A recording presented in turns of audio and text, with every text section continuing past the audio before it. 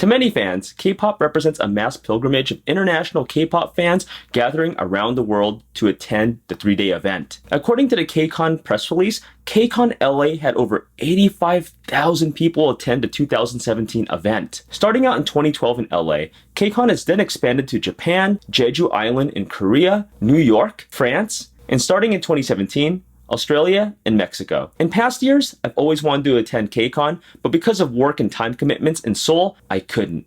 Until now. So it's my first time visiting the FAME event as I went to the flagship event in KCON LA. So how was the experience? Well, let's find out.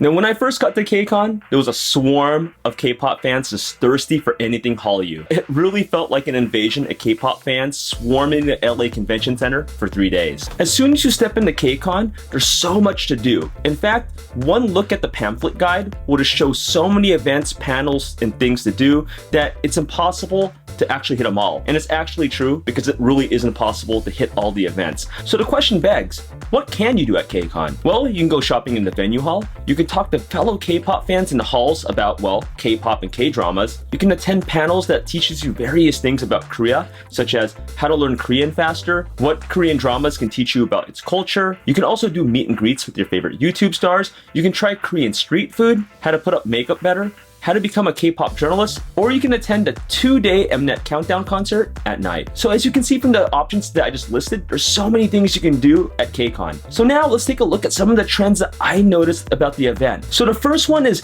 KCON was dominated by beauty products. In fact, if you're a lady or a guy these days that wear makeup, then you would love what KCON had to sell, because it felt like half the booths in KCON were pretty much catered towards beauty and makeup supplies. And you know, I can't really blame Korean companies nor KCON for promoting and pushing beauty products. They're an incredibly profitable industry, especially with the YouTube creators. And of course, people want to look good and younger. And in fact, many of the YouTube panelists here were actually beauty and makeup YouTube channels. Another trend, K-pop choreography was big. And that's because K-pop music videos are a huge thing in K-pop and people want to mimic their favorite idols' dance moves. And when I was walking around KCON, I saw so many groups just doing dances. Just all of a sudden, they were practicing their favorite dance moves. Maybe they're part of a dance crew, or they just wanted to like break down to a funk. It was all good, and I saw a lot of dancing at KCON. And if you guys want to see some sick choreography, definitely hit up the K-pop dance battles if you're ever at KCON. The Korean food market was another popular venue.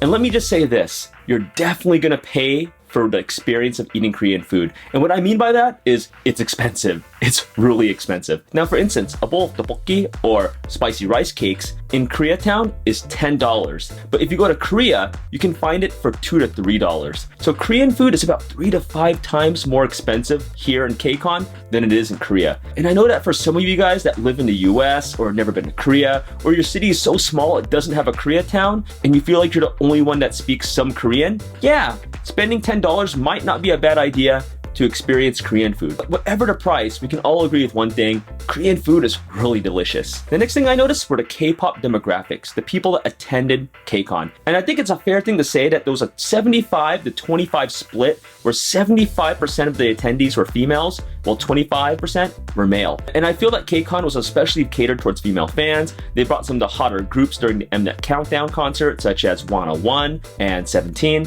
Also, KCON's crowd was quite diverse. I was actually expecting a lot more Asian people to be here at KCON, but I would like to say maybe like less than 20% were actually Asian. And there were not that many Korean goers at KCON that were not part of KCON staff. Many of the people that went to KCON were teeny boppers and 20-something-year-olds, college students, high school students, and maybe some junior high students. But make no mistake, there were a lot of other older fans. And that's why I feel got lost in the KCON scene. There were a lot of 30-somethings, 40-somethings, and even older that were attending KCON. And you can say that some of them were chaperoning their kids, that's true, but there were a lot of older K-pop fans that came on their own accord. They came because they love K-pop and K-dramas and everything Korea as much as the teenagers and 20-somethings. In fact, I saw a lot of them squill just like teenagers. And it's pretty cool because age has no limit when it comes to the Hallyu wave. Anyone can enjoy enjoy it no matter what your age is. And the next thing I noticed were the panels. And the panels were a thing where you can learn about a particular subject. It's like school, but with Korean pop culture instead, and with no homework. For me, I spent about 40% of my time in panels just learning about the various things that people can teach me. And I did learn a lot. I learned about K-pop fans over 30. I learned about how Korean drama pulls from Korean culture so much and the things that we don't notice as foreigners. I noticed how to put makeup better, and I don't even use makeup. I learned how to become a better K-pop journalist and more. And afterwards, the panelists stay about 5 to 10 minutes to clean up, so you can take selfies with them or you can just talk to them. I really feel that panels are an awesome addition and one of the most underrated additions to any convention. Now to meet and greets. Now this is where you can meet your favorite YouTube stars or other celebrities.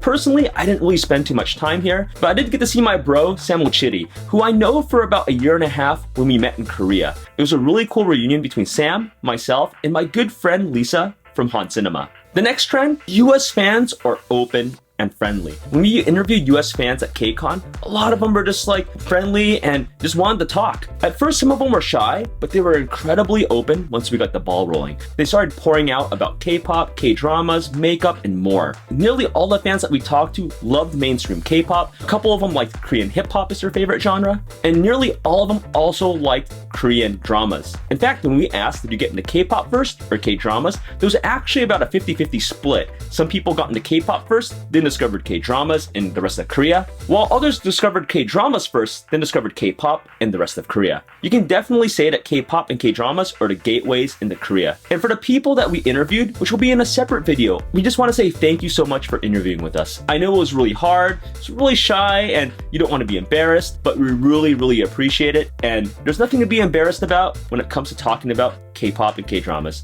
Now the last trend I noticed was the Mnet Countdown concert. And here's where I saw the difference between the US fans and Korean fans at concerts. So let me tell you what happens in Korea. In Korea, they have various fan chants for each group. And adding on to that, when they cheer on their favorite singer, they just don't use their ID, but they use their real name. Now take Top from Big Bang. Now when Top performs on stage, a lot of times the Korean fans won't cheer on for Top. They'll actually cheer on his real Korean name, Choi Sung-hyun, instead of his alias or ID. Whereas US fans will actually say their stage name instead. Now going to the US fans. The US fans are loud. Now Korean fans can get loud as well, but the US fans, I like to say, are much louder. My ears haven't hurt this much since seeing EXO back in 2013 or BTS today. But here at Mnet Countdown, the US fans just went nuts and my ears just almost exploded.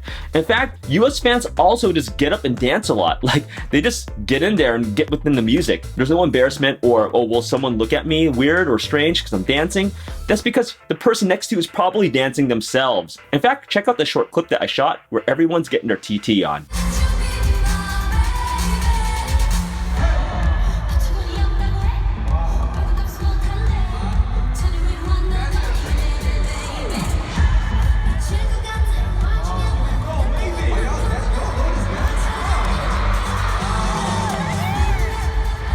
The US fans are also quite excited just to see their favorite biases perform on US soil. So to wrap things up, KCON was a blast to attend. I had a lot of fun my first time at KCON. KCON managed to transplant Korea from Seoul to LA for 3 days. KCON is highly recommended if you can't make your way out to Korea, as I know it's really hard to go out there, or if you just want to get more of your K-pop fix. What do you guys think about this video on my impressions on KCON? Have you been to KCON before? Or have you not gone to KCON before but want to go? And if you've gone before, which events did you hit up? I'd love to know your comments in the comments below. And if you guys want my upcoming free ebook on K-pop journalism and what it's like working in Seoul as a K-pop journalist, please sign up for our email list and grab that free ebook below. And with that being said, I'm off to watch another K-pop video, but I'll see you in the next video. Take it easy, guys.